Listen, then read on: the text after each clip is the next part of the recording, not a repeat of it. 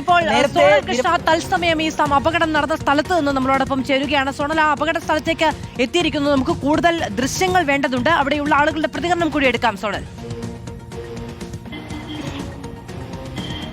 തീർച്ചയായിട്ടും അത് നമുക്ക് ആ ദൃശ്യങ്ങളാണ് ഈ കാണാൻ കഴിയുന്നത്. ഇത് എപ്പോഴാണ് സംഭവം നടക്കുന്നത്? ഞാൻ കറക്റ്റ് ഇപ്പോൾ വന്നിട്ടുള്ളൂ. ഏകദേശം ഒരു മണിക്കൂറിന്റെ അടുത്താ പറയണം സംഭവം. ബസ്സിലായിരുന്നു മറ്റേ മൂന്നാമത്തെ കൂടെ വന്നിട്ട് ഈ ഇടിച്ചിട്ട് അങ്ങോട്ട് വന്നതാ. അതായത് മൂന്നാമത്തെ വന്ന് ഈ ഡിവൈഡറിൽ ഇടിച്ച് മറിഞ്ഞു അല്ലേ? പറഞ്ഞതാണ്. ഒരാൾ മരിച്ചിട്ടുണ്ട്, 2-3 ആൾക്ക് ഗുരുതരാണെന്ന് പറയുന്നുണ്ട്.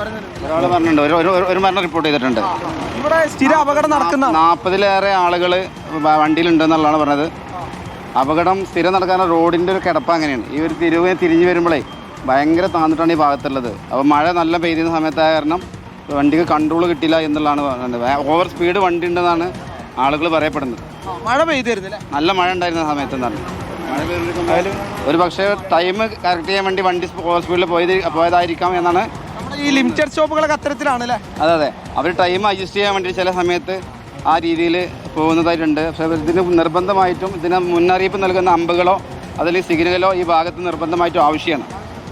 എപ്പോഴാണ് നടക്കുന്ന സംഭവം? നടക്കുന്ന ഒരു 10:30 മണി അങ്ങനെ എന്തായിട്ടുണ്ടാവും. അതേ സമയത്താണ് നടക്കുന്നത്. ഞാൻ അറിയുന്നത് അത്ര മണിക്കാണ്. വന്ന് നോക്കുമ്പോൾ വണ്ടി അതേമാതിരി ചേസൊക്കെ ബെൻഡായി കിടക്കുകയാണ്. ആളുകളുണ്ടായിരുന്നു, ആള് ഇഷ്ടംമാതിരി. അപ്പോൾ എല്ലാവരും രക്ഷപ്പെടുത്തിക്കണം. ഒരാൾ സ്പോട്ടിൽ തന്നെ മരണപ്പെട്ടിട്ടുണ്ട്.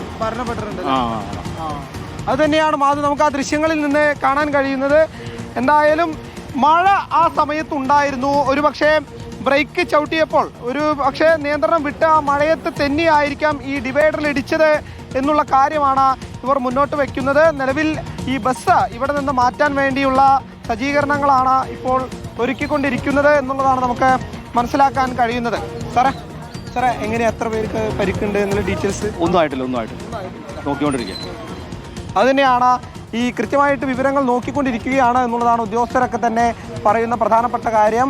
എന്തായാലും നിങ്ങൾ ഇവിടെ ഉണ്ടായിരുന്നോ അപകട സമയത്ത്? ഇല്ല, ഞാൻ ഇപ്പോൾ എത്തിയുള്ളൂ, ഇപ്പോൾ വന്നേ ഉള്ളൂ. ഈ ഭാഗത്ത് അപകടങ്ങൾ പതിവായിരുന്നു? ഇതിവിടെ സ്ഥിരമായിട്ട് അപകടം നടക്കണ്ടേ, റോഡിന്റെ ചെറിയ പ്രശ്നമുണ്ട്. പിന്നെ നല്ല മഴയായിരുന്നു. ഇവിടെ ഉണ്ടാവുന്നു. ഇപ്പോൾ കാർ ആക്സിഡന്റ് നാളുണ്ടായി. ഈ അവിടുന്ന് നല്ല ആ ഇറക്കത്തിൽ കൂടെ ഹൈ സ്പീഡിൽ വരുമ്പോൾ ഇവിടെ എത്തുമ്പോൾ റോഡ് ഷോർട്ട് ആവുകയാണ്. ബ്രിഡ്ജ് വരുന്നതുകൊണ്ട് ബ്രിഡ്ജിൽ സർവീസ് റോഡും ഇല്ല, ആകെ 2 ട്രാക്കുള്ളൂ.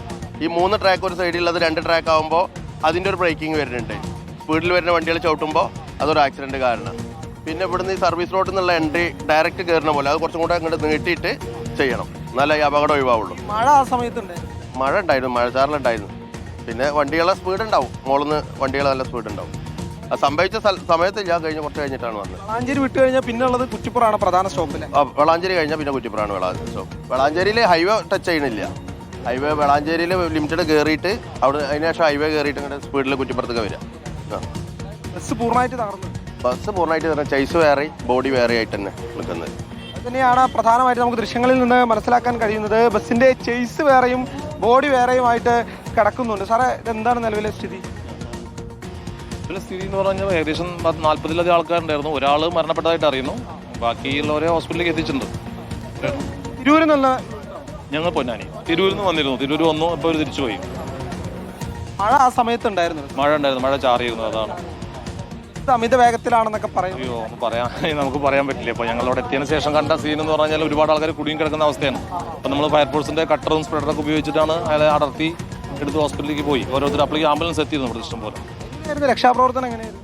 രക്ഷപ്പെടുത്തുന്ന പോലീസ് ഉണ്ടായിരുന്നു, നാട്ടുകാരാണ് വളരെ സജീവമായിട്ട് ചെയ്തുകൊണ്ടിരുന്നത്. ഞങ്ങൾ ഏകദേശം ഒരു 10-15 മിനിറ്റോളം കഴിഞ്ഞിട്ടാണ് ഞങ്ങൾ എത്തി. അപ്പോഴും ആൾക്കാർ കിടക്കുകയായിരുന്നു. അവരെ നമ്മൾ എടുത്തു, അടുത്ത് ഇഷ്ടംപോലെ ആംബുലൻസുകൾ നാട്ടുകാർ സജീവമാക്കിയിരുന്നു.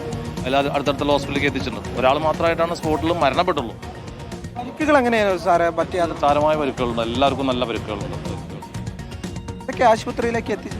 അധികം നടക്കാവ്, ഇവിടെ വളാഞ്ചേരി നടക്കാവ് ഹോസ്പിറ്റലാണ്. പിന്നെ മിംസ്, കോട്ടക്കൽ അങ്ങനെയാണെന്ന് അറിയുന്നത്. അതിൽ കൂടുതൽ ഞങ്ങൾക്ക് കിട്ടിയില്ല, വിവരം കിട്ടിയില്ല. പൂർണ്ണമായി പൊളിച്ചതിന് ശേഷം ആളുകളെ പുറത്തെടുത്ത് പൊളിച്ചില്ല, കാരണം ബസ് ഇവിടെ കിടന്നിരുന്നത്, നമ്മൾ ഹൈവേയിലാണ് കിടന്നിരുന്നത്. ഇപ്പം നമ്മൾ JCB ഉപയോഗിച്ച് അങ്ങ് മാറ്റിയതാണ്. പൊളിച്ചിട്ട് പക്ഷേ ഒരു ഉള്ളിലൊരുവായിരുന്നു. അതിൻ്റെ ഉള്ളിൽ കയറിയിട്ട് തന്നെ നമ്മൾ ഗ്ലാസ്സിലൂടെ തന്നെ ഗ്ലാസ്സൊക്കെ പൊട്ടിച്ച് ഇതിലായിരുന്നു കൂടുതൽ പേര് കുടുങ്ങി കിടന്നത്. തല കീഴായി കിടക്കുകയായിരുന്നു.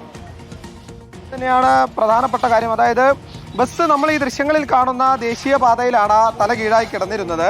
അതിനുശേഷം ക്രെയിൻ ഉപയോഗിച്ചാണ് പിന്നീട് അപ്പുറത്തേക്ക് മാറ്റിയിരുന്നത്. എന്താണ് ശരിക്കും സംഭവിച്ചത്? ഞാനിപ്പോൾ തൃശ്ശൂർ വന്ന് വരികയായിരുന്നു. അപ്പോഴാണ് പെട്ടെന്ന് നമ്മൾ തൊട്ടപ്പുറത്ത് ഒരു ക്രൂസർ വണ്ടി ടയർ പഞ്ചറായി എടുക്കുന്നത്.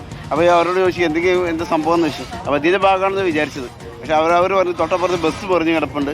ബസ് പറഞ്ഞപ്പോൾ അവിടുന്ന് ഓടി. അപ്പോൾ എന്തോ ബസ് പറഞ്ഞു. അപ്പോൾ നമുക്ക് സാധാരണ ലൈനിൽ പരിചയമുള്ള ബസ്സാണ് ഈ ഡിഫൻഡർ ബസ്. നമ്മൾ സാധാരണ കാണുന്ന ബസ്സാണ്. അപ്പോൾ ഇത്രയും ഇവിടുത്തെ സ്ഥിതി വെച്ച് നോക്കുകയാണെങ്കിൽ ഈ ഭാഗങ്ങളിൽ കുറച്ച് മുമ്പ് ഒരു 2-3 ആക്സിഡൻറ്റ് സംഭവിച്ചിട്ടുണ്ട്. അപകടം തുടർക്കഥയാണ്. കാരണം അത് ഒരു ലോറിയുടെ കാരണം കൊണ്ട് ഒരു 9 വണ്ടി ഒന്നിച്ച് രണ്ട് ഘട്ടങ്ങളിലായിട്ട് ആക്സിഡൻറ്റ് സംഭവിച്ചിട്ടുണ്ട്. അത് പോരാഞ്ഞിട്ട് തൊട്ട് മുമ്പ് അവിടെ ഈ ഹൈവേൻ്റെ ഫുള്ള് പണി കഴിയുന്നതിന് മുമ്പ് തന്നെ ഒരു ടൂറിസ്റ്റ് ബസ് മറിഞ്ഞിട്ടുണ്ട്.